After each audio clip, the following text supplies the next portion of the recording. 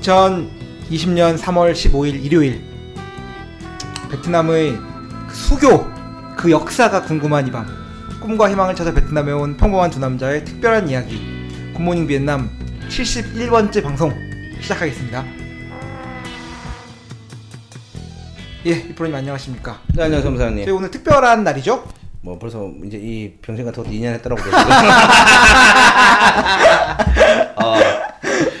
2018년 3월 27일 날 첫 방송 업로드를 했고요. 방송을 녹음했던 건 3월 26일이죠? 2018년 3월 26일. 그런가요, 지금? 네. 벌써 그렇게 해서 2년 했다. 그렇죠. 저희가 지금 네. 방송을 찍고 있는 건 3월 15일이고요. 네. 방송이 업로드가 되는 날짜는 3월 22일이니까. 그렇죠. 저희가 그 2주년 특집 방송을 2주년 지나고 나서 할 수는 없으니까. 네, 2주년 뭐 특집 방송 하자. 2주년을 한 4일 정도 앞둔 지금. 네.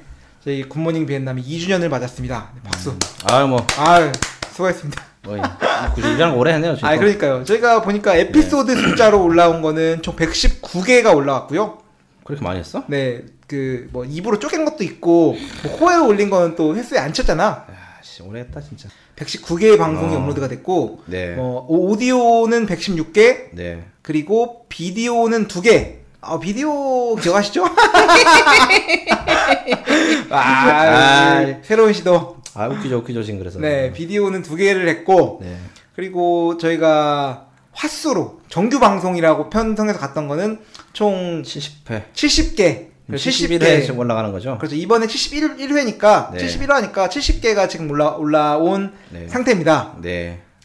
이게 진짜, 무슨 그 똥글은 아니고, 뭐야? 똥소리를 했는지 모르겠는데, 똥소리 많이 했죠, 여기까지 네. 오는데, 그냥 제 스스로 경의를 표하는 바입니다. 오래 했네요, 2년이면 진짜. 수고하셨습니다. 진짜 수고했어요, 진짜 이거 참 2년 동안. 네. 그렇습니다. 그래서 뭐 여러 가지 일이 있었죠, 2년 동안 참여해서. 그렇죠. 네. 돈은 못 벌었습니다. 일단 중요한 건. 돈을 못 벌었죠. 돈 벌자고 하는 건데 돈을 못 벌고 있으니까 이제 문제가 많다. 네. 감개가 무량한가라고 하는 표현이 참 식상하긴 한데. 그렇죠. 감개가 네. 무량합니다. 네. 재밌었네요, 그래서. 뭐 지난 2년간 생각나는 방송이 있거나 뭐 그런 게 있나요? 뭐 그런 건 없습니다, 지금 뭐.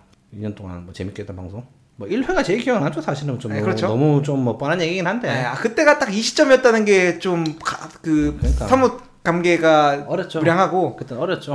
어렸죠, 그때. 미딩에 있는 그 파리가또 카페 옆에 길거리에 앉아서 했던 게 벌써 2년이 넘었네요. 그때 2년. 네. 그때는 횟수는 3년 전이구나, 그때가 맞죠. 횟수로 3년 전입니다. 네. 미쳤죠, 지금 3년이 지났고 지금 우리가 나이를 먹었다. 그렇죠. 청취자 여러분들도 2년 동안 들어주시면서 나이를 먹었다.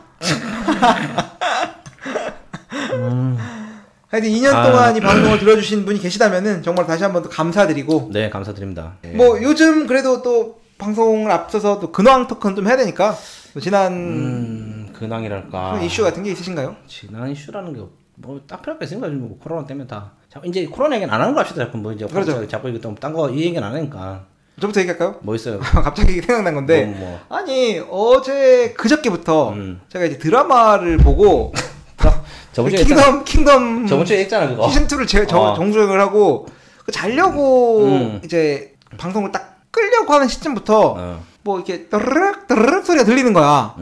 그래서 뭐가 이게 나는 그 와이프 핸드폰 소리인가 내 소리는 아니니까 그래서 나는 소리인가 그거 아닌 것 같아. 그래서 자꾸 들어보니까 무슨 냉장고에서 나는 소리 같은데 김치 냉장고가 꺼져 있는데 김치 냉장고 소리가 나는 것 같은 거야. 당시엔 거실에 있습니다. 거실에. 그래서 근데 무슨 소린가 해가지고 다시 찾아보니까 아무래도 그 공기청정기가 고장난 게 아닌가, 공기청정기 나는 소리가 아닌가 싶어가지고 찾아보니까 공기청정기도 아니에요. 코드를 뽑아도 소리가 안 나고 보니까 우리 집에서 행운목 키우는 거 알잖아. 큰 선물로 받은 나무 거기서 소리가 나는 거야. 풀벌레. 진짜로? 나 진짜 깜짝 놀라가지고. 그래서 풀벌레가 어떻게 했어? 풀벌레 소리가 나는 것 같아. 뭐지? 여기서 소리가 왜 나는 거지? 그래서 나무를 뒤져보기로 했죠. 와이프는 아래서부터 올라가다 찾아보는데 결국 못 찾았어요. 못 찾았는데 그 진짜 벌레 소리야? 벌레 소리 진짜 벌레 소리예요. 매미 소리 같은 게 매미 소리. 근데 진짜로 못 찾았어요. 어디 숨어 있는지 알 수가 없어. 지금 같이 살고 있는 거지 지금? 같이 살고 있습니다 지금. 그래서 어제 밤에 그냥 에라 모르겠다 못 찾아 잤는데 자는데 작은 소리지만 밖에서 이렇게 계속 소리가 나가지고 그러니까 이렇게 토요일 밤에 잘 때 소리가 났었고 일요일날 그게 나무에서 나는 소리인지 어떻게 한 거야 근데? 금요일 밤에 소리가 났고 토요일 어제 밤에 소리가 났고 나무 소리가 나니까 나무에다 귀를 대고 있으면은 드르륵 드르륵 그 매미 소리 같은 게 한 10초간 났다가 한 20초간 멈췄다가 10초간 났다가 20초간 멈췄다 그럽니다. 근데 지금 나무에는 아무것도 없다는 얘기잖아. 나무에 못 찾겠어요. 어디가 숨어 있겠지. 나무가 이게 아이고 야 그게 무슨 정글에 있는 그것도 아니고 앙상한 나무가 아니라 굉장히 이렇게 푸짐하다 보니까 그 나무 거기 안에 있는 건가? 어딘가 있긴 있습니다. 지금 확실히. 그래서 어제 밤에도 제가 소리를 들었고요. 그제 밤에도 소리를 들었고 낮에는 소리를 안 내. 야행성이겠지. 밤 11시쯤 되니까 소리가 나. 야행성. 그래서 지금도 지금 있을 겁니다. 아마 지금은 아직 소리가 안 날 거고 한 2시간 정도 더 있으면 소리를 내기 시작할 건데 다행히도 방에 문을 닫으면 잘 안 들리긴 하는데 그래서 지금 제가 그 집안에 무슨 밀림에 있는 것 같다. 나무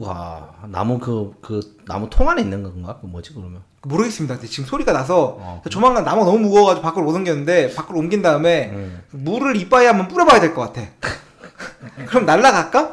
뭐 어떻게 한편으로는 이 소리가 굉장히 그 적막한 산에서 들리는 매미 소리 같아가지고 반갑기도 하다가 내가 이 벌레와 지금 공존을 하고 있는 건가 싶어서 새끼를 안 까면 다행이죠. 그러니까요. 여튼 제가 같이 살고 있다.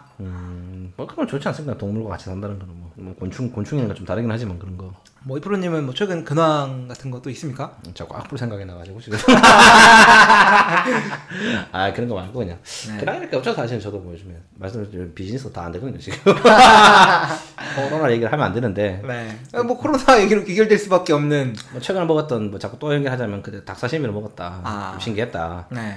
그런 거 빼고는 요즘엔 별로 뭐 특이한 게 없어요 사실. 어디 뭐였을까? 없네 진짜 없다. 요즘에 제가 말씀드린 그 시그널 드라마 보고 있고 아이디 실명 받고 점주 다 이게 쓰고 아마. 그렇죠. 이게 2주치를 한 번에 찍으니까 근황이 안 나오는구나 이게. 근황도 나눠놔야 돼. 그렇겠다. 제가 일부러 지금 이 귀뚜라미 소리를 들은 거는 이걸 나누는 겁니다. 나누는 거요? 네. 전 방송에 다 쏟아부어가지고 지금 그래가지고는.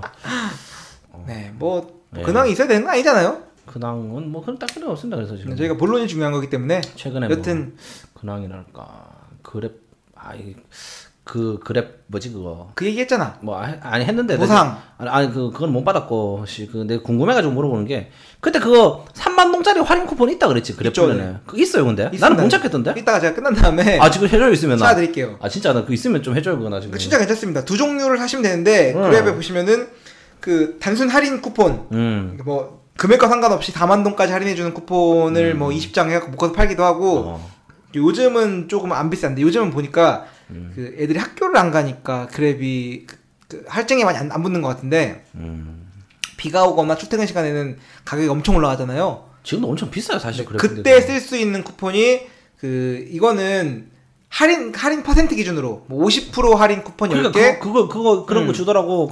뭐 3만 동 뭐 할인 2개 끼워가지고 주는데. 네. 근데 내가 맞게 본 건지는 모르겠는데 나는 그랬거든. 그 5만 동 이상이 돼야지 할인 반틈되고 이런 거였는데. 맞습니다. 네. 그거 그러진 않고. 아니야? 그건 이제 공짜로 뿌리는 게 그런 거고. 그거는 금액과 상관없이 50% 한도. 그러니까 맥시멈은 뭐 8만 동이나 9만 동까지 50%니까 18만 동이 뜨면은 9만 동을 할인 받는 거고 5만 동짜리 쓰면은 2만 5천 동 할인 받는 거겠죠? 뭐 그런 식으로 쓸 수 있는 이게 먼슬리 구독 형식으로. 그거 아니야? 5만 동 이상이 돼야지 50% 맥시멈 들어갈걸? 저는 요즘 이제 하여튼 그렇습니다. 당신은 안 쓰니까 요즘 걸어다니잖아 사무실에 바라니까. 그렇죠. 그런 것 같아요. 왜냐면 나는 푸드 쿠폰을 쓰는데 푸드 쿠폰에서 5만 동 이상 50%를 받으려면은 10만 동을 먹어야 돼요. 맞습니다. 네. 그래야지 50%가 빠지는 거고 그 9만 8천 동을 먹으면은 그 2천 동치 안 빠지더라고. 나머지 돈을.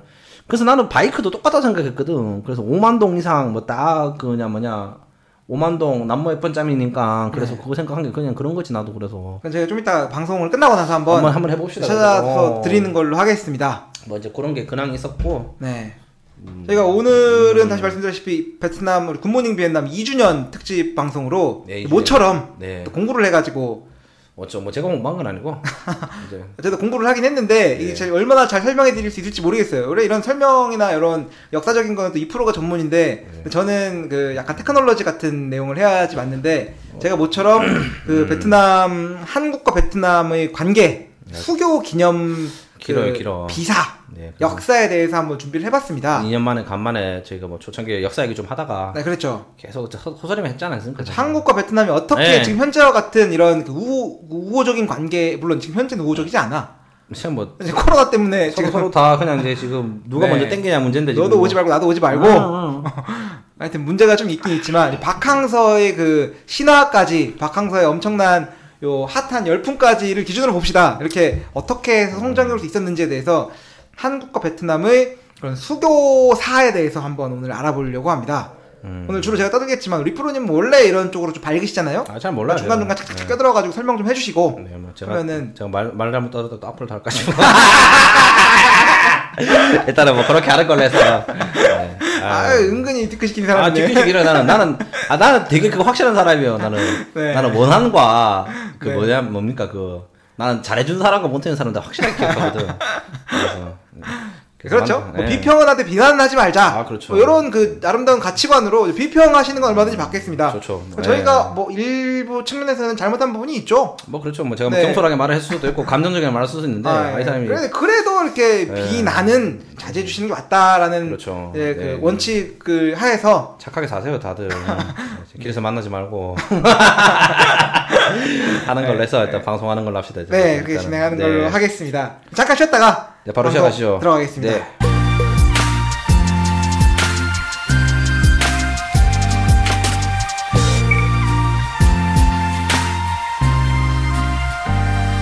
저희 오늘 방송은 한국 베트남 관계 20년 협력 관계의 전개와 발전 방향에 대해서 책이 나온 게 있습니다. 출판사는 이제 폴리테이아라는 출판사고요. 성균 중국 연구소 한국 아시아 문명 교류사 20전권이라고 하지 뭐 지한질에서 전집에서 20번 한국 베트남 관계 20년이라는 책입니다. 이게 출판된 거는 그럼 이게 이 관련해서 전집이 있다는 얘기예요, 지금? 전집이 있습니다. 네. 전집이 뭐 보면은 한중 교류 협력 발전사 1번 18, 19세기 한중 문인 교류 3번은 한중 관계와 문화 교류 4번 한국 말레이시아 문화 교류 뭐 이런 식으로 해서 한국과 아시아에 있는 문화권의 나라들이 어떻게 교류를 해왔는지에 대한 책인데 요거는 제가 말씀드렸던 대로 20번 그 이한후 부이태끄엉님께서 이제 네. 지으신 책이고요. 네, 요 책 같은 경우에는 출판된 거는 1판 1쇄가 2015년도 6월 30일 날. 5년 전이죠, 거의 뭐. 네, 그렇죠. 5년 전이죠. 네. 요 내용 같은 경우에는 내용은 1992년도부터 1912년까지의 내용을 담고 있고요. 20년 동안의 내용. 1912년까지?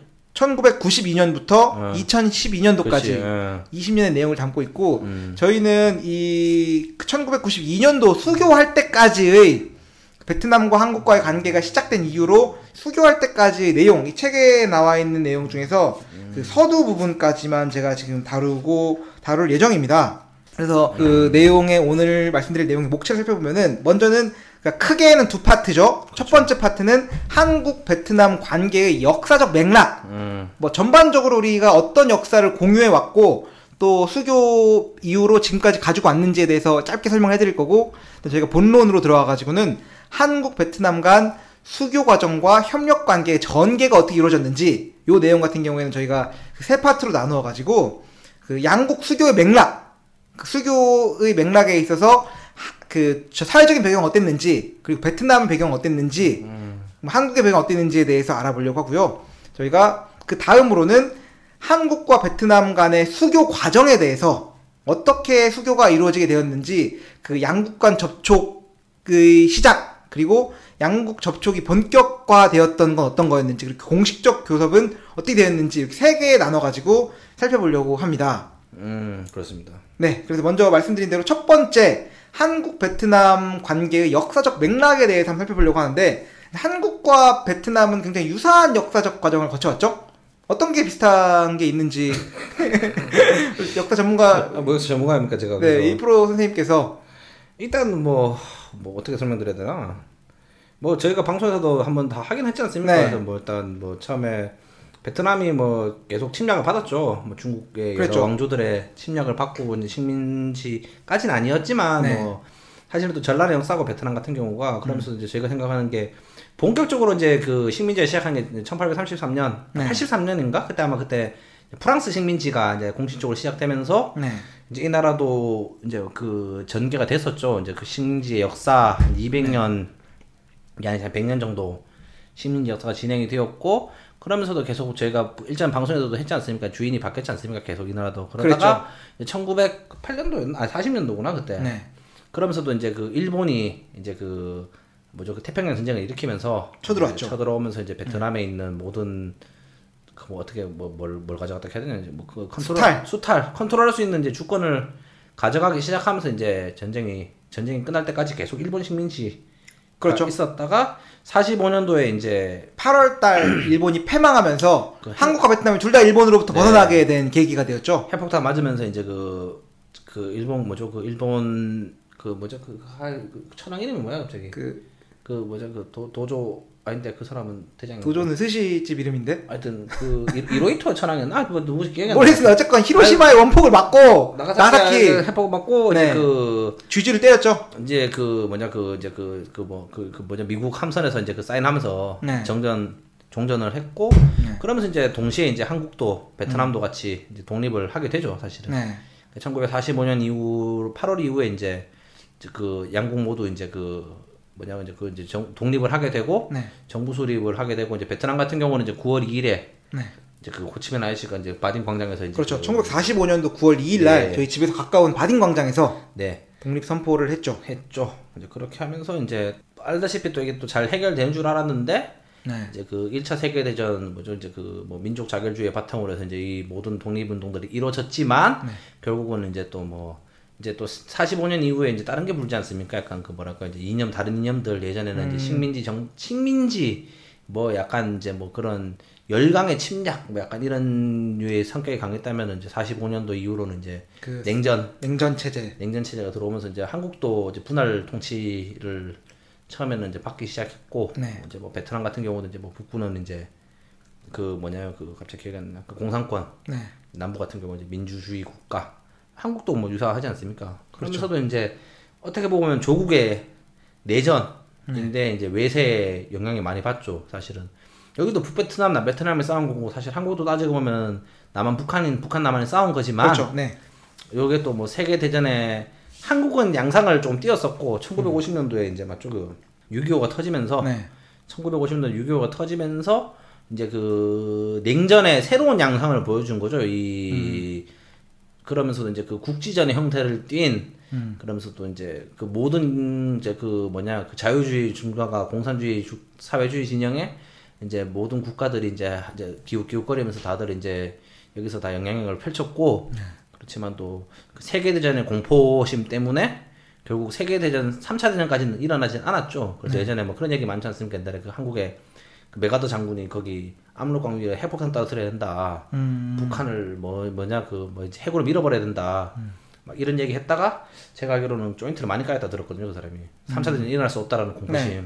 그러면서도 뭐 그런 얘기 많았다 그러더라고요. 소련 같은 경우도 막 이제 여기다 뭐 전략핵을 써야 되니 뭐니 많았지만 결국 어쨌든 간에 세계 2차 대전이 끝나고 나서의 양상 같은 경우는 이제 그 한국전이 대표적인 영상이 됐고 이제 그게 조금 더 전 세계적으로 유명한 전쟁이 된 거는 이제 그 뭐랄까요 이제 그 베트남 전쟁이 이제 된 거죠. 그러면서 이제 우리 한국 같은 경우는 53년도에 정전을 했고 이제 베트남 같은 경우는 54년도부터인가 프랑스랑 전쟁을 다시 하다가 1975년도 4월달에 통일이 되는 가죠. 그래서 뭐 1차 인도 차이나 전쟁은 저희도 방송 예전에 말씀드린 것처럼 이제 프랑스와 이제 뭐 계속 이제 그 식민지의 주도권을 놓고 싶지 않았던 승전국 프랑스와 베트남 전쟁이었고 이제 그 다음에 나온 거는 이제 그 이제 이념에 의한 거였죠. 그 이제 그 결국 남베트남과 북베트남의 이제 뭐 독립전쟁 같은 얘기인데 뭐 그런 거죠. 사실은 어떻게 보면은 식민지의 지배를 받았었고 역사적으로 타이로 좀 독립한 느낌이 강하죠. 사실은 뭐 저희가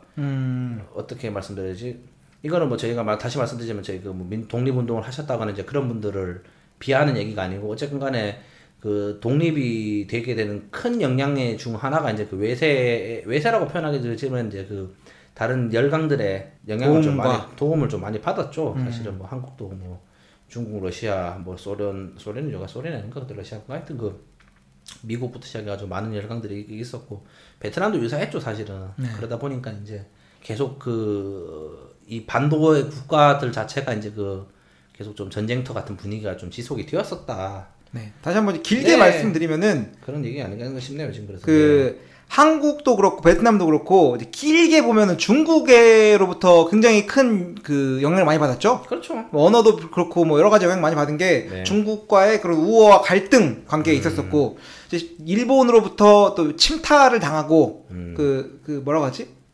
해처리가 아니라 뭐 식민지로서의 그런 그 지배를 받고 또 독립되고 분단되고 한 역사들이 굉장히 유사하잖아요. 물론 우리는 통일하지 못했고 베트남은 통일한 뭐 이런 차이가 있지만 이런 역사적 과정들을 또 공유하고 있고 그 양국은 각각 일본, 프랑스의 식민 지배하에서 상대국의 독립운동에 굉장히 집중을 했다고 하더라고요. 너네가 나라가 어떻게 했나, 우리나라가 어떻게 했나 그것들이 이제 살펴보고 그리고 식민 지배의 고통과 분노를 공유하는 연대 의식이 있었다고 합니다. 그래서 뭐 6.25 때 막 이런 때만 해도 중국, 베트남의 케이스 스터디, 베트남에서는 한국 케이스 스터디 뭐 이런 거 하면서 공부도 하고 그러나 이제 식민 지배에서 해방된 이후로는 양국은 냉전 체제 하에서 서로 다른 진영에 편입돼서 서로 적대 관계에 이르게 됐고요.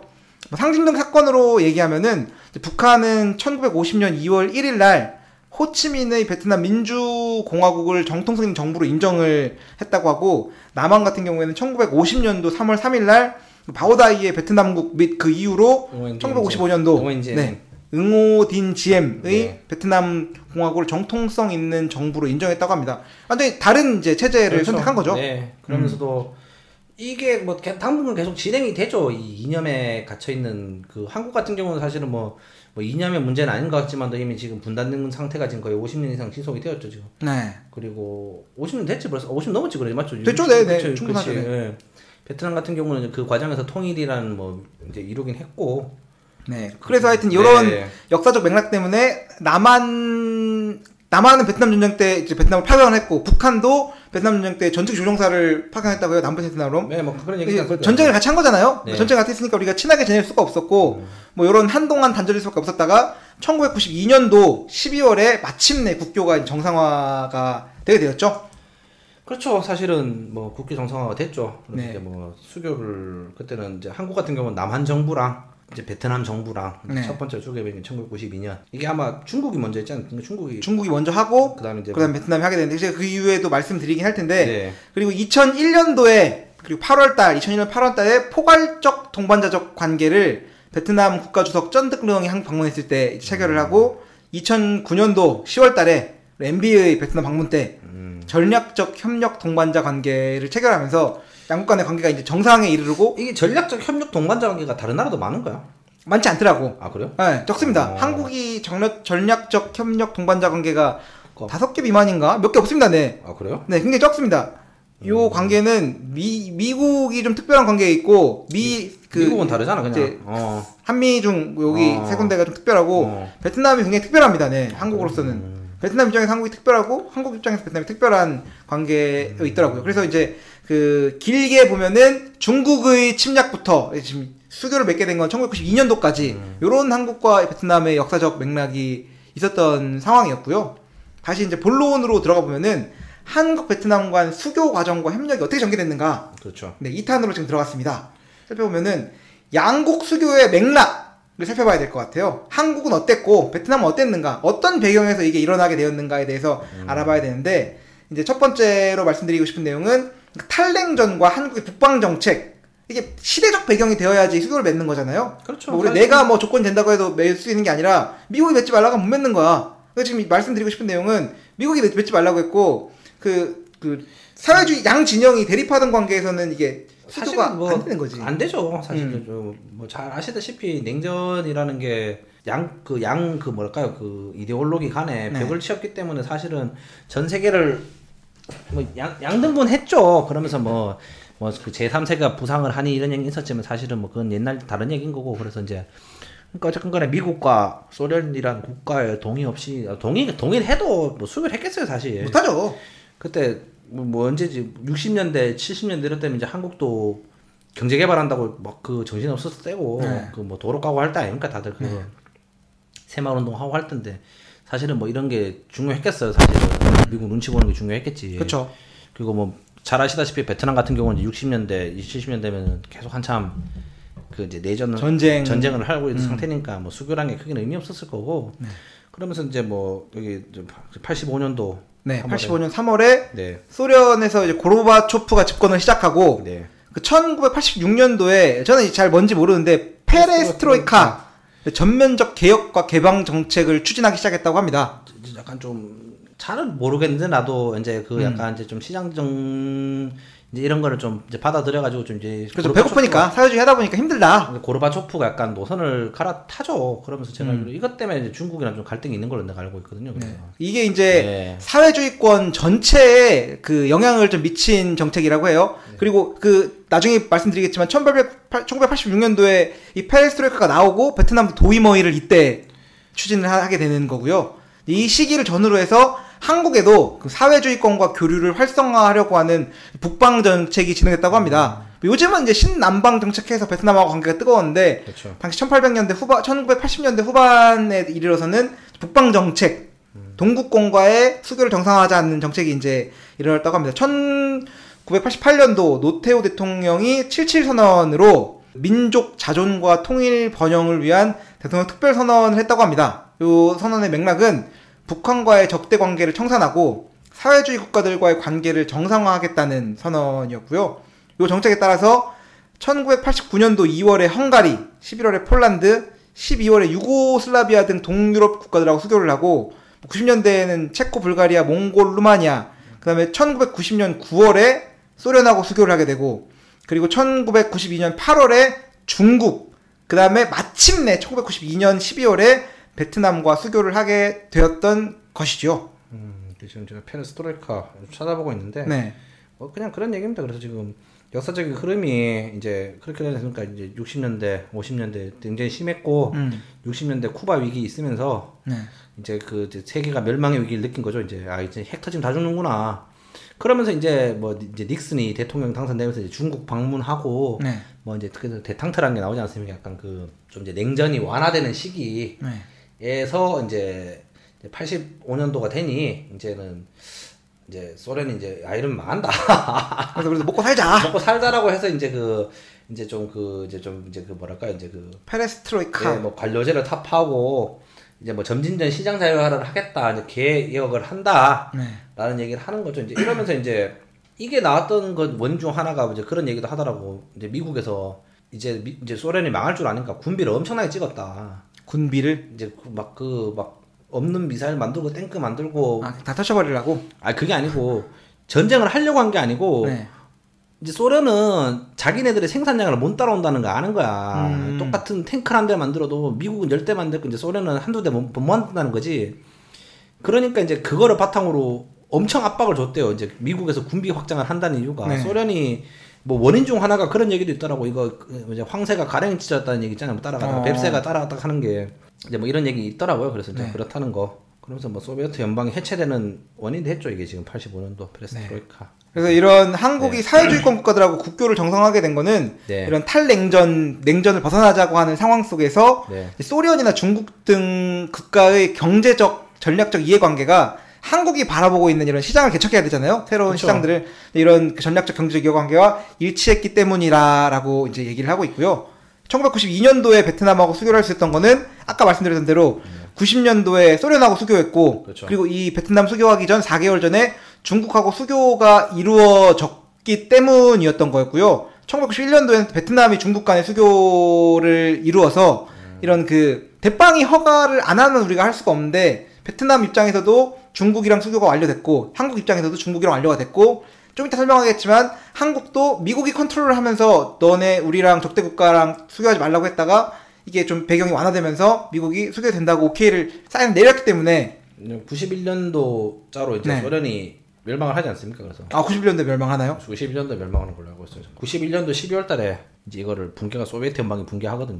그러니까 90년도 수교 이후에 네. 이제 뭐 91년도 멸망을 하고 이제 중국과 이제 공산권 국가 수교가 됐다라는 게 네.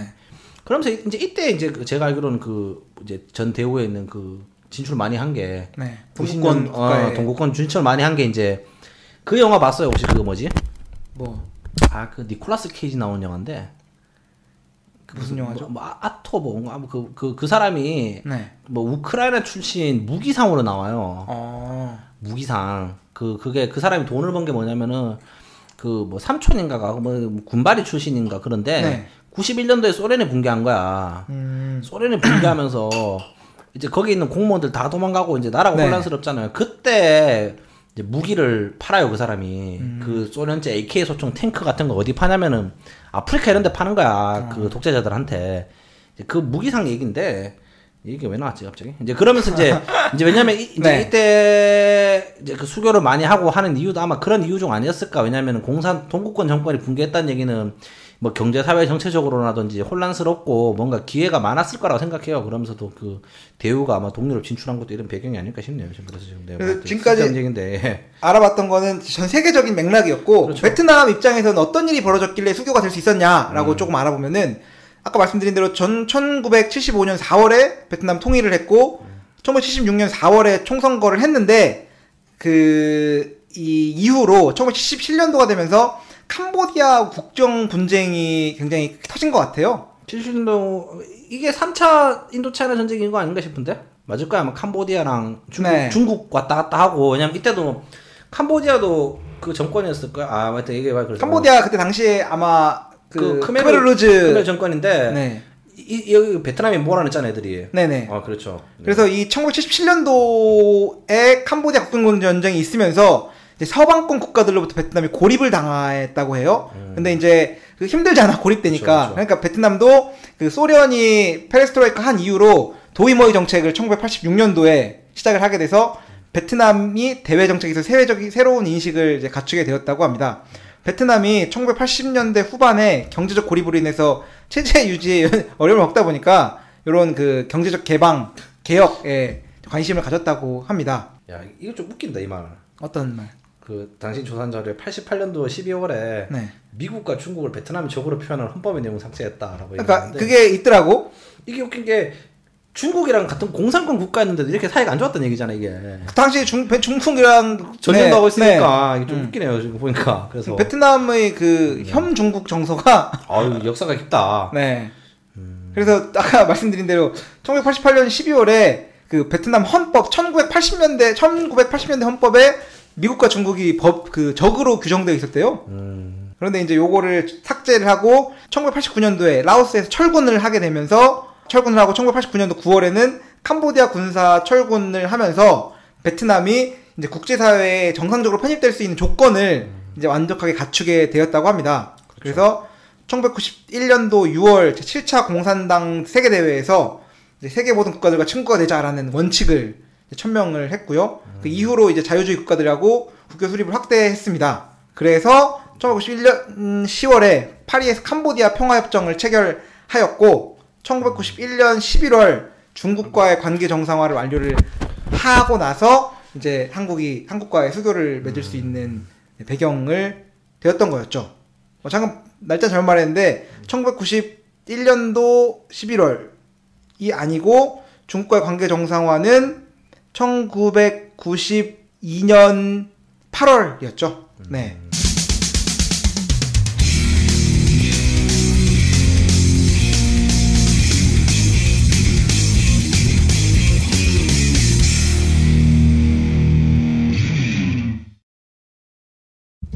네, 저희가 지금까지 그 배경 맥락에 대해서 알아봤으니까 이제는 그럼 한국과 베트남 양국 당사자가 어떤 과정이 있었는지에 대해서 지금 알아보려고 하는데 네. 첫 번째로 베트남 통일 이후 양국 간의 접촉이 어떻게 이루어졌느냐에 대해서 좀 알아보면은 한국과 베트남은 이제 북베트남입니다. 한국과 북베트남은 베트남 전쟁 당시에서 당사국이었기 때문에 양국 관계는 1975년 4월 30일 베트남 통일 이후로 완전히 단절된 상태였고요. 양국의 공식적인 접촉은 베트남 통일 당시에 사이공에 남아있다가 소감된 한국 외교관 3인에 대한 교섭으로 이제 시작했다고 합니다. 고생하셨겠다 진짜 이거. 네, 한국은 베트남하고 직접 교섭 불가능해가지고 스웨덴, 프랑스 등 우방국을 통해서 수감된 외교관들을 데려오려고 노력을 했고요. 근데 진짜 신기한 것 같아. 이게 외교 관계가 없으면 연락을 못하나? 연락을 할 수 있지 않을까? 지금은 할 수 있는데 그때는 못했나? 지금은 그때는 좀 힘들지 않을까? 그때는 카카오톡이 없어서. 그렇죠 아마 그렇지 않을까? 페이스북 메신저도 없고. 그때는 좀 힘들지 않았나 싶으면 아마. 네.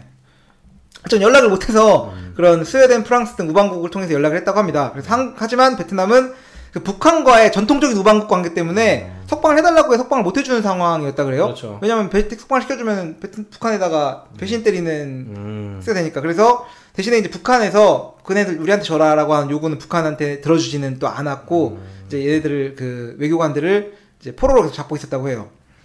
그런데 1978년도 7월달에 뉴델리에서 베트남, 한국, 북한이 3자 협상을 진행을 했고 한국이 3천만 달러, 당시 3천만 달러 어마어마한 거 아닌가? 큰 돈이죠. 큰 돈이다. 큰 돈을 보상을 제안했는데 베트남은 수락을 하지 않았다고 합니다. 이 석방 문제는 추후에 나중에 그 윤하정 외무부 차관이 스웨덴의 대사로 부임을 하고 스웨덴 외무부 차관인 레이 플랜드가 그 태국 주재 스웨덴 대사인 오벨그로 하여금 베트남 외교부 제1차관 응후엔 꺼타에게 협력을 요청을 했고 복잡합니다. 네. 그 당시 태국 대사관이었던 요 응후엔 꺼타익이 나중에 추후에 외교부 장관으로 승진을 하면서 다리를 건너가지고 한국하고 관계가 우호가 돼가지고 마침내 1980년도 4월달에 석방이 되었다고 합니다. 그때까지는 이제 전혀 그 접촉이 없다가 외교관 석방 문제로 정리를 하자면 네. 외교관을 풀어주는데도 이렇게 복잡했다는 얘기는 그냥 뭐 서로 진짜 말 안 했다는 얘기인 거잖아요, 사실은. 그러니까 외교관은 어떻게 보면 신분이 특수한 거 아니겠습니까? 양국 간에. 그렇죠. 여기는 그 대표하는 사람이잖아요. 대표를 하는 사람들을 빼오는데도 이렇게 힘이 들었다는 얘기는 네. 진짜로 뭐 관계 없었다라는 얘기인 거지. 그래서 지금 요즘 걸로 말씀드리면은 한국이 그 수교 관계를 수립한 다음에 대사관을 수도에 놓잖아. 처음에 대사관을 놨던 데가 대호텔이면 대호텔. 대호텔 왔다가 그 다음에 이제 롯데를 지으니까 그렇죠. 롯데 호텔로 옮겼다가 지금이 되어서야 지금 저희 집 앞에 와. 그렇죠. 이 프로님 집 앞에로 지금 갔는데 잘 지었어요. 잘 짓긴 했는데 사실은 좀 방송에서 말씀드린 것 같은데 왜 진작 안 했냐. 부지를 해가지고 좀 했어야 되지 않냐. 그러니까 땅이 없는 거예요. 땅이. 대사관 자리는 중심지로 주잖아요. 지금 전통적인 우방국이 가지고 있는 대사관 중심지는 다 중심지에 있습니다. 뭐 일본도 우방국이었나? 일본은 중심지에 있죠? 좀 이상하니까. 그 좀 무슨 이유인지 모르겠지만 네. 좀 그런 것 같아요. 왜냐면은 뭐 호떡 이런 데다 보면은 이상한 그 작은 국가들 막 대사관 많거든요. 북한 대사관도 중심지에 있고 러시아 대사관도 중심지에 있고 뭐 미국 대사관도 중국도 중심지에 있고 다 있는데 중국 대사관 어딘지 모르겠네. 그게 어디였더라? 나 기억나는데? 꽤 그래도 뭐 좀 그렇게 막 그 외진데 있지는 않아요, 사실. 여튼 한국 대사관은 계속 그 호텔을 전전긍긍하다가 최근에 들어서야 작년도에 마침내 준공식을 하고 자리를 드디어 잡았습니다. 잘 잡긴 했어요, 사실. 네. 근데 이게 그럴 수밖에 없었던 게 한국 같은 경우에는 남베트남하고 수교 관계였지 북베트남하고 수교 관계가 아니었으니까 그렇죠. 그 전쟁 끝나고 나서 단절된 다음부터는 대사관이 없었고 수교된 이후에는 중심지 땅값이 오르고 자리가 없는 거야. 그러니까 이제 우리 김우중 회장님이 지은 대호텔에 들어갔다가 롯데호텔 들어갔다가 이제야 땅을 불화받아가지고 갔다고 이제 하는 맞습니다. 역사가 있던 거였죠. 이제 양국이 어떻게 그럼 접근을 본격적으로 하게 됐는지 본격적인 역사에 대해서 말씀드리면은 양국 관계가 질적으로 진전된 계기는 1988년 9월 서울 올림픽에 베트남이 선수단을 파견한 거였다고 하죠. 88년도 올림픽 같은 경우에는 그 굉장히 오랫동안 양 진영이 대립돼 있다가 양 진영이 동시에 참여하게 된 올림픽으로 굉장히 의미 있는 그 계기가 되었다고 하는데 88올림픽 전후로 베트남 정부 인사들이 한국 방문을 이제 시작하게 되었고요.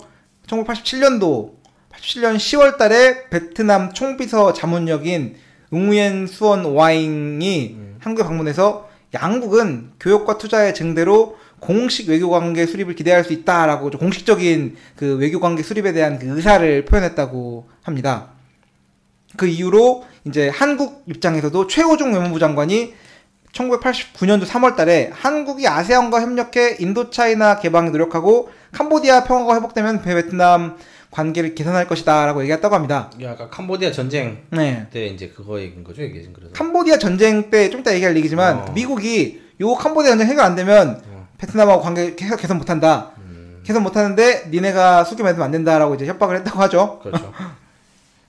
그리고 이제 당시 수상이었던 도모의 수상이 한국 연합통신과의 회견에서 두 나라가 더 이상 과거에 매여 있을 필요가 없고 경제 협력은 이제 공동 번영이라는 차원에서 이루어져야 하며 베트남은 이런 점에서 한국의 도움을 필요로 하고 있다라고 이제 수상이 얘기를 했다고 합니다. 근데 말씀드린 대로 그 베트남에 대해 경제 제재 조치를 취하고 있던 미국에 대해서 한국의 운신폭 굉장히 좁았고 베트남이 아직 한국의 참전을 기억하고 있는 거죠. 니네 우리 공격했었던 나라. 왜냐면 이거 20년 정도밖에 안 된 얘기니까 사실은. 그렇죠. 이때면 23년, 30년도 안 된 얘기니까. 이런 배경이 지금 이제 진행되고 있는 과정에서도 네. 베트남 내 정책 결정 집단 내에서 이런 냉전적 사고가 해소되지 않은 상황에서 아직까지는 좀 어려움이 있었다고 합니다. 그러면서 이제 네, 공식적인 교섭이 시작되는 거는 네. 이렇게 어떻게 되냐면 1990년대 이제 베트남하고 다이렉트는 없으니까 베트남에 있는 인접 국가인 태국 주재 양국 대사관을 통해서 국교 정상화를 위한 접촉이 개시되기 시작합니다. 난 이런 거 개시되기 시작하면은 그냥 뭐 지금 같으면은 직접 연락하면 되는 거 아니야? 당시에는 이제 또 직접 하면 안 되니까 채널이 없었겠죠, 이거 하면. 근데 뭐 그러니까 생각이 뭐 모르겠다. 민간들을 이게 수교가 안 된 국가는 내가 여행을 못 가는 건가, 예를 들면? 그러니까 어떻게 되는 거지? 못 가는 거 아닐까요? 못 가는가? 한국이 수교 안 된 나라가 베트남이 북한이 수교 안 돼 있으니까 북한은 못 가는 거고 수교가 안 되면 갈 수가 없나? 잠깐 생각이 궁금하네. 한번 찾아보세요. 잠깐 제가 설명을 하고 있겠습니다. 네, 한번 찾아볼게요. 잠깐만. 네, 그래서 1990년 4월 하고 1990년 10월에 베트남 측의 요청으로 비공식적으로 한국과 베트남의 그 접촉 대화가 시작됐다고 합니다. 레마이 베트남 대사가 먼저 그 정준현 태국 주재 한국 대사에게 외교관계 개선 가능성을 내비치면서 교섭 의사를 타진했고요. 특히 10월 10일 날 만남에서 이 베트남의 교섭 제의가 베트남 본국이 훌령에 따른 것이라고 그 얘기했다고 합니다. 당시에는 저희 맥락에서 말씀드렸던 대로 한국이 북방 정책을 추진하면서 다수의 동유럽 국가, 베트남과의 관계 정상화에도 관심을 가지고 있었던 상황이었고요. 하지만 한국은 그 미국과의 관계 때문에 아직 절차를 서두르기는 어려웠다고 합니다. 왜냐하면 미국이 대베트남 외교 정책에 한국 정부도 보조를 맞춰달라고 요청을 했다고 합니다. 그런데 이 와중에 1991년도 4월에 미국이 베트남과의 관계 정상화를 위한 4단계 로드맵을 발표했고요. 요 4단계 로드맵에 나와 있는 내용들은 캄보디아 사태, 그리고 베트남 전쟁 중에 미군 포로와 실종자 생산 확인, 그리고 유해 발굴하고 송환, 요게 미국과 베트남의 관계가 해소될 수 있는 그런 요건, 선결 요건이었고, 미국이 이걸 베트남 요청을 했고, 요게 이제 해결이 되면서 한국도 베트남하고 관계 수립을 할 수 있게 되는 맥락에 이르게 됩니다. 그래서 수교가 안 된 국가가 한국이 쿠바와 시리아, 코소보가 2019년도 7월 신문 기사로는 그거라네요. 그러면서 이제 뭐 다른 국가들, 뭐 팔레스타인이라든지 이런 나라들. 팔레스타인은 안 되는 게 그 국가를 인정 안 한대. 이스라엘이랑 수교를 하고 있기 때문에 동시 수교가 안 되는 거죠. 그러니까 예를 들면은 뭐 나무위키 기준인데. 네. 대한민국 정부는 2019년도 기준으로 유엔 회원국 193개국 중에서 조선민주주의인민공화국, 시리아, 쿠바, 시리아도 안 돼 있구나. 3개국의 외교 관계가 없대요. 그리고 그 대신에 이제 조선민주국가, 그 북한은 국가로 승인하지 않기 때문에 191개 국가 외교 관계를 맺고 있고, 유엔 비회원국인 서사하라, 중화민국, 팔레스타인 이런 나라도 있대요. 이거는 이제 그거를. 근데 이거 국가로 인정 안 한대. 확실한 건 알겠는 게 수교 안 된 국가도 여행할 수 있네. 내가 팔레스타인 갔다 왔거든. 그리고 시리아도 여행하는 사람 봤고. 대만도 그렇죠. 중화민국이 대만이에요, 대만. 대만도 수교가 안 돼 있어요? 외교 관계가 없다는 게 무슨 얘기죠? 국가로 승인하지 않는다고 하네요, 이거는. 이거는 그럴 수밖에 없는 게 저기 시형님이 그렇죠. 있는데 너네 그건가? 잠깐. 중화민국의 경우에는 이게 대만이거든요. 타이완이죠, 그러니까. 1992년 8월 23일 중화민국공화국 중국과 수교하면서 단교가 되었대요. 뭐 국제도와 수교하고 니우에와 수교하지 않았다 뭐 이런 얘기가 있다는데. 네. 뭐 수교 안 해도 여행을 갈 수 있는 것 같아. 그러니까 문제가 없는 것 같아요. 그거 보니까. 네. 비자를 누가 주나? 그러니까 그때 얼핏 든 얘기가 수교 전에 여기 와봤다는 사람도 내가 못 본 것 같거든. 와봤겠죠. 수교 전에 왔으니까. 맞아. 그러니까 그 민간인이 베트남 이런 국가나 중국 이런 국가에 수교하기 전에 무슨 뭐지 뭐 그런 뭐 비자 받아가지고 들어와가지고 왔다는 얘기 그때 들어본 것 같은 거 보니까 수교 안 해도 뭐 올 수는 있지 않나 방문은. 문제가 없는 것 같긴 하네. 그런 것 같아요. 뭐 그런 것 같아 보니까 생각해보면 뭐 팔레스타인 시리아 이런 데 가잖아. 근데 팔레스타인 사람이 오나? 한국에? 뭐 잘 없겠지. 그러니까 뭐 그런 것 같아. 그 각 나라가 수교 안 된 국가 사람들이 들어오는 거에 대한 정책이 있겠지. 쿠바는 뭐 여행 많이 가잖아요. 그러니까 쿠바도 여행 가고 하니까. 수교는 미국 눈치 봐서 안 하는 걸 거고 아마. 네, 뭐 그렇습니다. 그래서 다시 본론으로 들어와서 네. 여기 지금 1990년도부터 1992년까지 본격적인 지금 교섭 과정에 대해서 알아보고 있는데 1991년도 4월 1일 날 서울에서 개최된 UN 아시아 태평양 경제이사회 47차 총회에서 그 당시 이상옥 장관이 이런 발언을 했다고 합니다. 양국 간에 불행했던 지난 일, 베트남 전쟁을 언급했고 이제 우방과 미국과의 보조를 맞춰야 하는 한국의 입장 때문에 관계 정상화에 시간이 필요하다고 베트남한테 이야기를 했다고 하고 베트남에서 이제 방문했었던 북한 차관이 한국의 입장도 당연히 그 미국의 요구를 거절하기 어려웠을 거다라고 그렇죠. 이야기하면서 요런 그 정치적인 외교적인 입장에 벗어나서 일단은 그런 상황이 있다 하더라도 우리가 쌍방간 무역 대표부를 설치하자고 그 제의를 했다고 해요. 그래서 이거는 그 태국 주재 대사관 채널을 이용해 가지고 무역 대표부를 설치를 먼저 하게 되는 겁니다. 그래서 이 수교에 앞서서 1991년도 9월 달에 한국 정부가 베트남 정세조사단을 베트남 파견을 했죠. 요게 이제 수교 맺기 전인데 간 거잖아. 방문 목적은 국교 수립에 대비해서 베트남 현지 사정을 파악하고 베트남 외교부와 예비 접촉을 갖기 위한 것이었고 그 요거 같은 경우에는 베트남 내에서 열린 첫 번째 수교를 준비하는 회담으로서 큰 의미가 있었다고 합니다. 네. 그리고 시간이 지나서 1991년도 10월 달에 당시 박철원 체육청소년부 장관, 당시 이런 부서가 있었어?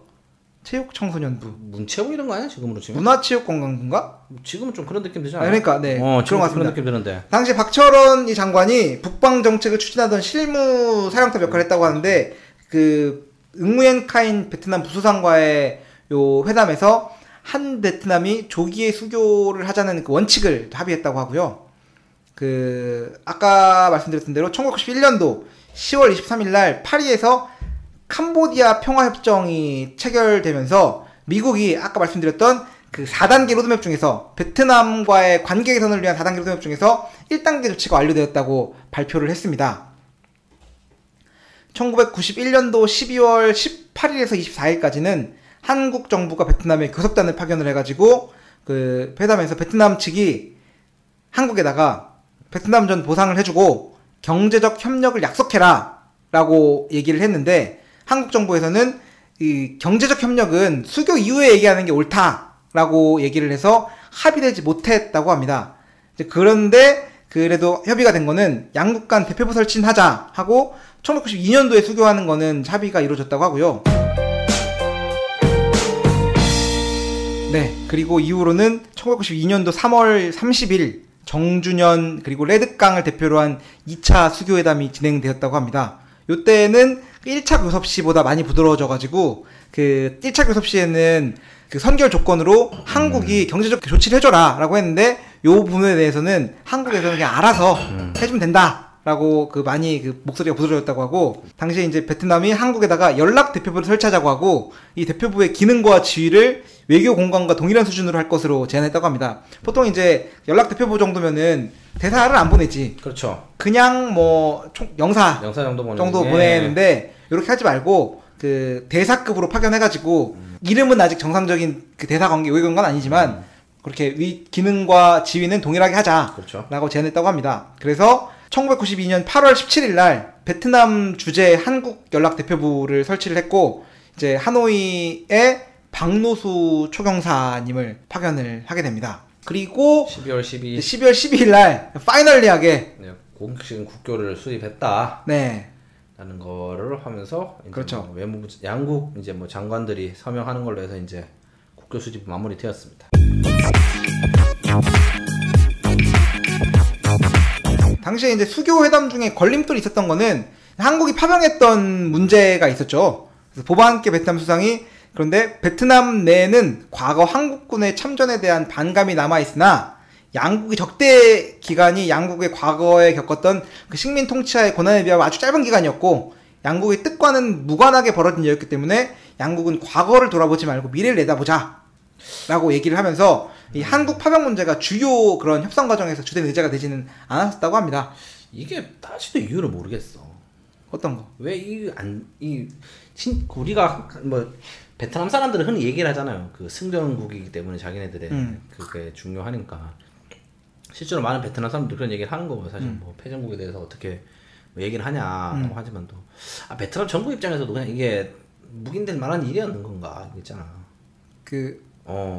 베트남 전쟁 그렇죠. 왜 이렇게 그냥 너무 쉽게 의아하게 넘어갔는가 싶은 게 뭐 그런 생각도 들더라고요. 갑자기 이런 거 보니까. 근데 그게 진짜 이긴 건가?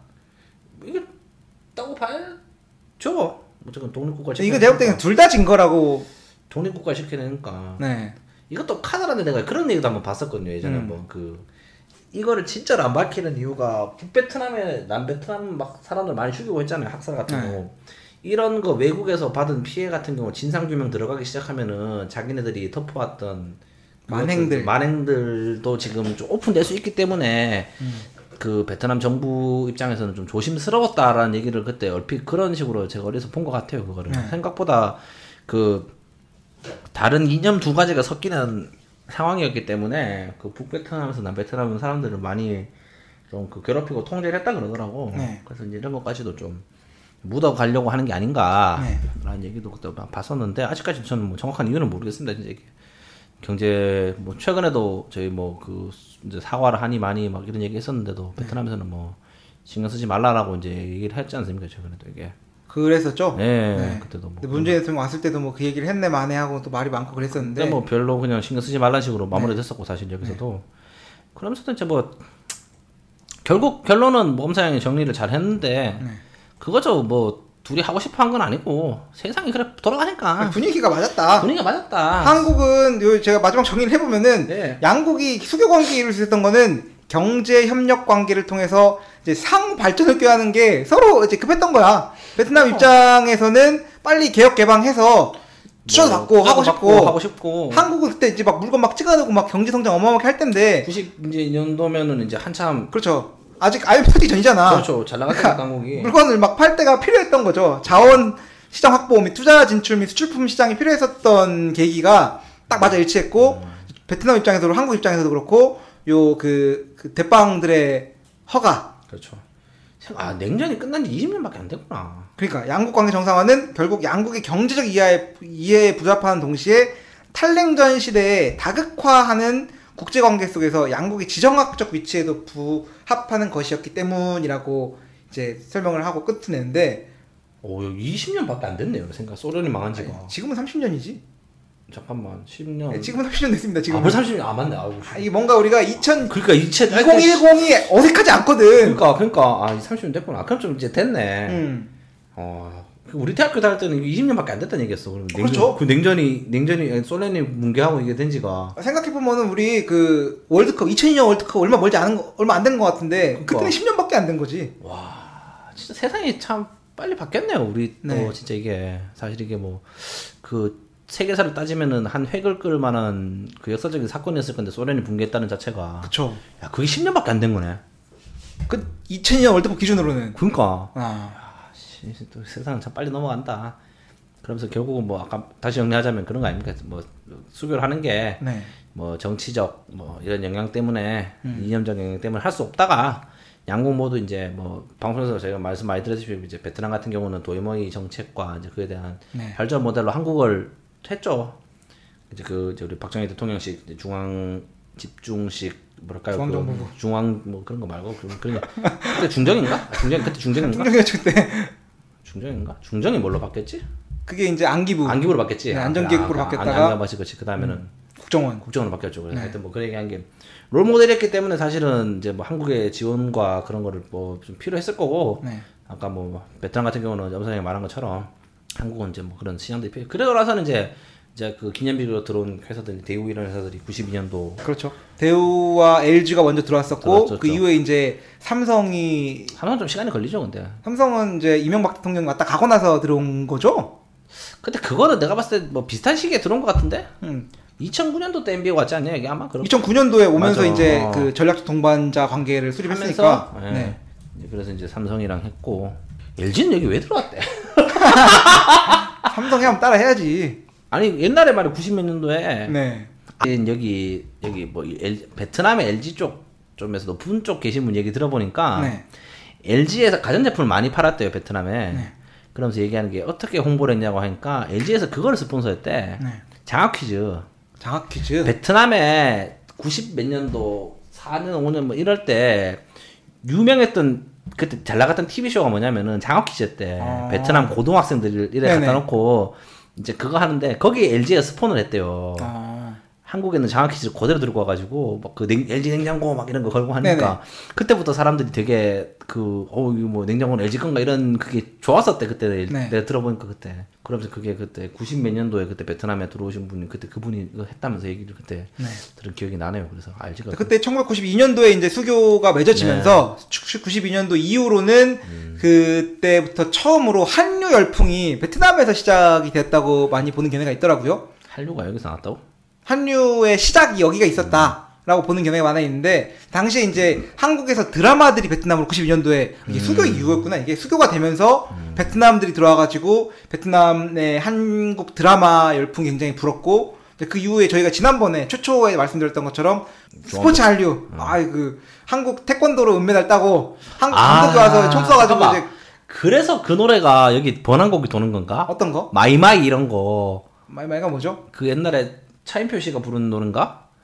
너를 잊지 못해 우리 이가 90년대 아마 그 드라마 별을 내 가슴에 주제곡 아니야 이거? 그런 거 같은데? 잠깐만 이거 찾아봐요. 잠깐만 뭐 얘기해 네, 하여튼 그렇게 해서 이제 한류 열풍 한 정보를 좀 찾아봤는데 말씀드렸던 대로 베트남에 최초로 방영됐던 건 1996년도에 첫사랑이라는 드라마 기억하세요? 첫사랑. 누구 나왔지? 나 기억나는데 이거 잠깐만. 네, 첫사랑이라는 드라마가 방영이 됐고 그다음에 이제 여러분 들으면 다 아실 드라마인데 모델, 겨울연가, 대장금, 그리고 파리의 연인 이렇게 하면서 이제 베트남 드라마 전성시대. 첫사랑 누구 나온 거예요, 근데 드라마? 저도 딱히 기억은 잘 안 나는데. 최인실 씨 나온 얘기 아니야 이거? 그렇게 베트남의 공중파에 그 VTV에 요 한국 드라마가 깔리면서 드라마 같은 경우에는 이제 연속극이다 보니까 딱 제 시간에 가서 이제 본방사수를 해야 되잖아. 그렇죠. 당시에는 넷플릭스도 없고 왓챠도 플레이도 없으니까 그렇죠. 유튜브도 없으니까 그러니까 이제 그 문화적 열풍이 뜨겁게 불면서 그 이후로 이제 뭐 스포츠 박항서까지 이르기까지 지금 한국과 베트남의 관계가 발전되어 온 것이지요. 그래서 아까 제가 찾아본 게 그 포레버 네. 그 별의 내 가슴에 이거 OST 맞네요. 1990년도 건데 네. 이게 베트남의 또 유명한 번안곡이지 않습니까? 네. 국민 노래 같은 건데 아마 그 영향이 있지 않았을까 이것도. 네. 난 생각 등에 그렇게 해서 지금 살펴보면은 베트남에 한국이 베트남에 수출하는 거는 240억 불 정도 수출을 하고요. 베트남으로 수입하는 건 100억 불 정도를 수입하고 있습니다. 그렇게 해서 투자는 지금까지 약 8천여 개의 프로젝트를 투자를 해서 1위 투자국으로 약 650억 불 정도를 투자를 한 나라로 현재까지 자리를 잡아왔습니다. 뭐 하여튼 그러면서도 뭐 결정적으로 좋아진 거는 사실 뭐 삼성 이후에 그렇죠. 사실 뭐 이거 딱 보니까 다 사적이죠. 뭐 드라마니 뭐니 다 좋은 얘기지만 그렇죠. 사실은 우리 그땐 재용이 형 때 전임 건희 형 때인가 이게? 건희 형 때겠죠. 건희 형 때겠죠. 네. 건희 형 때가 이제 뿌띠 형이 이제 아마 시원하게 식으면서 이제 그러면서 이제 좀 많이 격상이 됐죠 사실은. 그러면서 뭐 양국 간에는 뭐 좋은가 모르겠어 지금. 그렇죠. 제가 지금 이게 얼마나 한국과 베트남이 특별한지에 대해서 얘기를 드리는 건데 요게 한국 외교 관계에 있어서 단계별로 그런 우호 관계가 있다고 합니다. 아까 말씀드렸던 대로 전략적 동반자 제일 낮은 게 동반자 관계. 그 위로 올라가면은 포괄적 동반자. 그 위로 올라가면은 전략적 동반자. 그 위로 올라가면은 전략적 협력 동반자. 그 위로 올라가면은 포괄적 전략적 동맹 관계가 있다고 합니다. 이거 제일 높은 단계가 누가 있겠어요? 우리는 미국인가? 당연히 미국이죠. 미국 하나밖에 없습니다. 포괄적 전략 동맹 관계는 미국이고 여기는 2009년도 6월 달에 격상을 해서 우호 관계 중 최상위 단계로. 잠깐만요. 그러면 뭐라고? 이거는 포괄적 전략적 동맹 관계. 동맹 관계 단순 동맹이 아닐 건데 이거? 포괄적. 이건 동반자 관계가 아니라 동맹 관계라고 하고요. 지금 나무위키 정보를 참고로 말씀드리고 있습니다. 참고해 주시고요. 네, 그리고 전략적 협력 동반자 관계는 아까 말씀드렸던 대로 딱 4개 있습니다. 4개. 뭐야? 4개. 하나는 중국, 그 다음에 러시아, 그 다음에 베트남, 그 다음에 콜롬비아는 좀 뜬금없는데. 콜롬비아 뭐야? 모르겠습니다. 뭐야? 콜롬비아 진짜? 네, 그래서 이명박 대통령이 콜롬비아를 언급하면서 이거 자원외교 하면서 그거 아니야? 외교에 그런 거 같은데? 콜롬비아에서 뭘 가져온 거지? 찾아보시죠. 잠깐만 이거 뭐지 이거? 찾아봐야겠다 이거. 이명박 대통령은 콜롬비아를 언급하며 외교의 최고 관계인 전략적 협력 동반자 관계를 맺었다고 표현했다. 일반적인 국가 간의 단계에서 가장 높다라고 합니다. 일단은 뭐 MB 사진 나오는데 얘기가 콜롬비아가 중남미의 유일한 참전국이래요. 아 그래요? 그럼 터키 이런 데는? 중남미. 아 네. 중남미가 참전국인데 이거 뭐지? 근데 또 보고타 상공에서는 이명박 초청한 적 없다. 보고타 포럼 이거 잠깐만 이거 왠지 그렇게 무슨 뭐 사악한 데서난데 지금? 네. 이명박 전 대통령이 거짓말 논란에 휩싸였다. 뭐 이런 얘기 나오네 지금. 찾아보면 왜 콜롬비아랑 이 전략적 협력 동반자 관계를 맺었는지가 궁금한데? 예, 뭐 이런 얘기가 있네요 지금. 네. 사기당한 MB 외교, 자원 외교 이런 얘기 잠깐 나오는 것 같은데. 네. 2009년 한국 석유공사가 콜롬비아 석유공사와 함께 사들인 페루 석유회사가 있다. 뭐 이런 얘기도 있고. 그래서 보면은 베트남과의 전략적 협력 동반자 관계를 맺을 수 있었던 거는 2008년도에 먼저 중국이랑 요 단계를 맺었고요. 러시아랑은 2008년도 9월달에 격상을 시켰고 그 다음에 이제 중국과 러시아가 끝나니까 끝판왕 보스 그 다음에 사장 부사장 끝나니까 이제 전무급 되는 베트남이랑 전략적 협력 동반자 관계를 이 주객에 콜롬비아가 왜 나왔지? 잠깐만. 아, 네, 저희가 콜롬비아랑 왜 도대체 한국이 전략적 협력 동반자 관계를 맺었는지를 찾아봤는데 솔직히 뭐 잘은 모르겠어요. 잘은 모르겠는데 뭐 구린 건 확실해. 아니 뭐 구리다고는 하지 말고 뭐 있을까? 콜롬비아에 뭐 좋은 게 많이 나겠죠. 콜롬비아 커피 뭐지? 콜롬비아 커피가 좀 유명하나? 콜롬비아 왠지 콜롬비아 같은 경우는 뭐 그런 거 아니겠습니까? 그 뭐 코카인 이런 게 나오지 않아? 콜롬비아는 파블로 에스코바가 콜롬비아 사람 아니야 그거? 콜롬비아가 어디? 그 마야왕이 위치를 잘 모르겠네. 남미에 있어요, 남미. 잠깐만. 아, 그쵸, 남미인데, 이거 찾았다, 여기 남미. 파나마 옆에 있네, 파나마 옆에. 파블로 에스코바가 콜롬비아 사람 아니야, 이거? 콜롬비아는 남아메리카에 있는 공화국이며 수도는 보고타이다. 대부분 대도시는 안데스 산맥 고지대에 자리 잡고 있으며. 맞네. 얘가, 나르코스. 나르코스. 그 모델이 콜롬비아잖아. 아, 그런가요? 이게 원래 콜롬비아에서 코카인이 엄청 많이 나는데, 네. 이거를 미국으로 원래 쏘았잖아, 콜롬비아 애들이. 네. 근데 이게, 망하면서, 이 카르텔이 망하면서 이 카르텔 애들이 멕시코로 올라와가지고, 멕시코에서 지금 개판된 게 얘들 때문에 개판된 거 아니에요, 지금 이게. 옛날에는 내가 알기로는 그거를, 이제 뭐 잠수함 이런 걸로, 네. 마이애미 이런 쪽으로 막 물건 보냈다 그러더라고. 근데 네. 지금 이게 뽀록이 나가지고, 지금 멕시코가 개판된 게 얘들 때문인데, 좋죠. 왜냐면은, 코카인이 마진율이 괜찮습니다. 우리 카카도 좋죠, 이런 거. 네. 성공하면 대박이거든, 이거. 그렇게 해서 네. 어쨌든 한국과 베트남과의 외교 관계는 탑5 안에 들어가는 돈독한 관계다. 돈독하다. 그래서 한국 입장에서 그런데 이 베트남 입장에서의 관계는 또 다를 겁니다.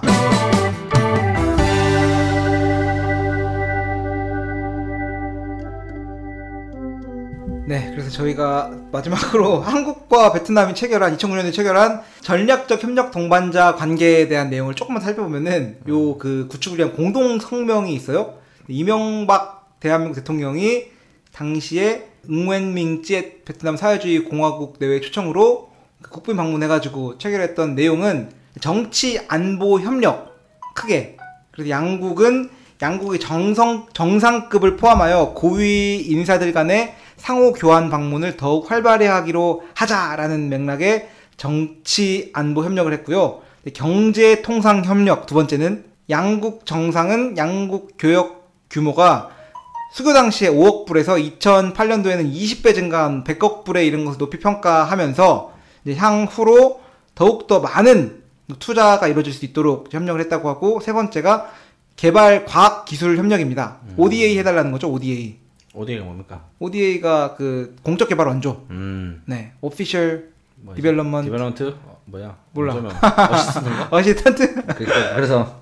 네, 이렇게 해서 많이 더 달라는 얘기고, 네 번째가 사법 영사 협력. 인적 교류를 위해서 비자 업무나 이런 거 있잖아요. 네, 그렇죠. 해주는 거고, 다섯 번째가 사회 문화 협력. 요거는 이제 문화, 관광, 체육, 청소년, 이런 스포츠 인적 교류에 대한 내용이고요. 여섯 번째가 지역 및 국제 교류에서 협력 관련. 이건 한 아세안 내용인 것 같습니다. 그렇게 해서 2009년 10월 21일 날 하노이에서 사인을 딱 하고 격상. 잘 되는 얘기죠. 네, 이렇게 해서 한국과 베트남이 1980년대를 넘어서 1992년도에 수교를 하게 되고 지금에 이르기까지 모습들을 간단하게 살펴봤는데, 다시 뭐 한국과 이렇게 지금 가장 중요한 걸 얘기 안 했네. 뭐. 2008년도에 뭐. 2008년도는 아니지. 2018년도부터 우리 그 굿모닝 비엔남의 그렇죠. 그런 외교 관계 정상화를 위한 무슨 노력. 그렇죠. 잘 될 거예요, 엄마 둘 다. 그렇죠. 사실은 한국이 입장에서는 베트남의 나라가 되게 특별하게 느껴질 수밖에 없는 이유 중 하나가 뭐 요즘에 뭐 좀 뜨거운 얘기인데 그 뭐 어떻게 페루 뭐 그 아는 친구가 자기가 뭐 페루인가 칠레 사람이 있대요. 페루 사람이 있는데 거기가 지금 코로나 때문에 또 코로나 들어오네. 그래갖고 얘기가 중국산 물건이 못 들어온다고 네. 베트남에서 좀 물건 소싱할 수 있냐 뭐 이런 얘기를 들어봤어요. 그러면서 얘기가 나는 페루랑 아르헨티나 가는데 나는 아르헨티나 리오넬 메시밖에 모르겠고 상상이 안 되는 거야. 그 나라가 그 나라 사람들이 뭘 타고 뭐 입는지가 이게 모르지. 진짜 이게 남미라고 하니까 전혀 이게 그려지지가 않는데 알아요. 지금 사실은 페루라는 나라에 대해서 페루가 그냥 나라가 길다 정도만 알겠고 이 얘기를 한 칠레가 긴 거 아니야? 페루도 길어? 칠레는 엄청 길고 페루도 긴가? 페루도 길지 않나? 네, 찾아보겠습니다. 잠깐만 봐요. 페루도 꽤 긴 걸로 아는데 나 이거. 페루도 꽤 깁니다. 네. 꽤 길어요. 그 칠레가 엄청 긴 거고. 네, 칠레랑 비교할 수 없지만 네, 뭐 페루도 꽤 긴 나라인데. 네. 하여튼 뭐 이 얘기를 하는 이유가 뭐냐면은 그래갖고 내가 물어보라고 했죠. 그 친구한테 너희 그 나라는 차를 뭐 타고 뭐 하고 뭐 하냐 하니까 차 같은 경우는 다 일본 차래 거기도. 다 일본 차 탄대요. 그게 뭐냐면은 일본 애들이 벌써 20년 30년 전에 다 가가지고 했다는 거잖아 사실. 네. 그게 그리고 뭐 잘 아시다시피 여기도 뭐 대표적인 일본 그 영향 많이 받은 동남아 국가 뭐 태국 이런 나라 뭐 네. 미얀마 라오스부터 해가지고 지금이야 이제 뭐 중국이 이제 돈 좀 벌고 살만하니까 물론 뭐 걔들 영향이 크긴 하죠. 사실은 저기 뭐 이제 그 뭐 철도를 뚫리 뭐 영향을 주니 막 들어오지만 사실은 전통적으로 뭐 식민지까지는 아니지만 뭐 그러니까 중국은 아프리카로 건너갔다 그러더라고. 그러니까 네. 참 그러면서 이제 영향을 많이 미친 개발도상국 영향 많이 미친 나라가 한국이 아니고 일본이었는데 근데 어쨌건 여기도 일본 영향은 크긴 하지만 한국이 일본보다 더 큰 소리 칠 수 있는 나라가 몇 군데 없잖아요, 사실은. 그렇죠. 그런 의미로도 참 베트남이라는 거 양국 간의 그 한국 입장으로 봤을 때는 좀 더 뭐 돈독하지 않냐. 그 뭐 남미 뭐 다른 동남아 국가들 보면 다들 그 일본 자본, 일본 영향 뭐든 다 일본 그게 영향이 강한데 그쪽에도 한국 사람들이 그래도 발붙이고 살만하잖아요. 베트남 같은 경우는. 괜찮죠. 그런 의미로는 좀 다 특별하지 않나 싶네요, 관계가. 네. 그래서 저희 굿모닝 비엔남이 이렇게 2년 동안 네. 열심히 양국 관계 개선을 위해서 망하고 있습니다. 망하고 있습니다. 돈 한 대는 갚아야 되니까 죽겠네 지금 이거. 그래서 아우 이제 진짜 대단해. 진짜 2년 했다는 게 또 뭐 축하합시다 우리끼리. 그렇죠. 고생하셨습니다. 뭐라고 이거 재미 2년 하는 게 참 쏘고스럽네요 진짜 이것도. 진짜. 2년이 지났고 앞으로 네. 또 언제 되나? 앞으로 또 더 다가올 2년. 베트남 양국 관계가 수교를 맺은 지 지금 벌써 25년, 26년 됐나요? 그러면 아닌가? 92년도면은 28년이네. 그렇죠. 28년이네요, 벌써. 그렇죠. 30년이 다 돼가요, 지금 네. 28년이 됐는데 그 중에서 14분의 1에 대한 저희 지분이 저희가 좀 있지 않겠습니까? 그렇죠, 지분이 있죠. 우리가 나중에 외교부 상 같은 거 받아야 되는 거 아니야? 주겠어? 뭐라고? 잡혀간다. 호랑탕 먹기 싫으면 잡혀간다 이런. 좋습니다. 외교부 상이면 뭐 괜찮습니다. 그래서 근데 뭐 그렇고 지금 방송은 앞으로도 뭐 열심히 해봅시다. 네. 2주년 방송 그래 나름 의미 있는 대로 그렇게도 그렇죠. 수교 관계에 대해서 어떻게 맺게 되었는지 알아봤는데요. 그렇죠. 중요합니까? 내 인생 내 밥 먹고 사는 게 중요하지 뭐. 그렇죠. 모든 다 지금 경제 위기와 모든 게 다 잘 해결돼서 네. 2020년 좀 좋은 또 이제 해가 됐으면 좋겠, 좋은 10년이 됐으면 좋겠는데 2020년 2주년을 맞아가지고 시청자 여러분들 같이 말씀드리는 거는 네. 좋아요, 구독 그리고 후원, 사랑. 그렇습니다. 네. 이왕이면 좀 더 통 크게 100만 원 이런 거. 작지. 100만 원이면 충분하지. 지금까지 이걸로 100만 원을 못 벌었는데 이걸로 광고비로 100만 원을 못 벌었는데 이걸로 100만 원 받으면 다행이지 이게. 독지가 분들께서 네, 후원 딱 크게 시원한 해주시면은 걸로 시원하게 또 한국과 베트남 양국 관계에 기여하기 위해서 큰 일을 한번 해보도록 하겠습니다. 제가 애가쳐 가겠습니다. 네, 오늘까지 또 이 늦은 시간까지 방송 들어주신 청취자 여러분들께 진심으로 감사드리면서 아니 뭐 2년 오래 했네요. 네, 다시 한번 2년 동안 방송 들어주신 분께 또 감사드리면서 감사드립니다. 네, 사랑합니다. 사랑합니다. 네, 마무리하겠습니다. 네, 감사합니다.